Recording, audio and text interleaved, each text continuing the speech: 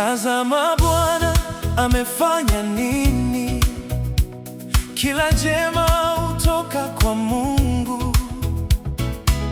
Hebu tuangalie ahadi hizi za Agano la Kale. Mipango ya Mungu ni kutufanikisha, si kutudhuru.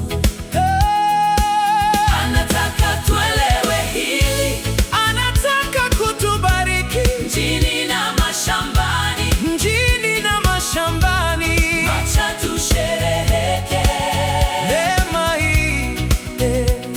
Hakuna silaha itakayong'oa dhidi yetu itakayofanikiwa.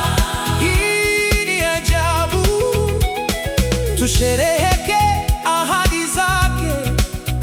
Angalia Bwana amefanya nini, anafanya jambo jema milele.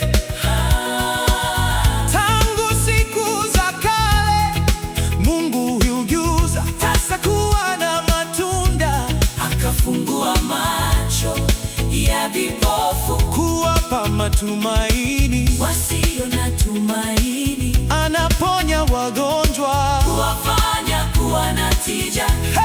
Mipango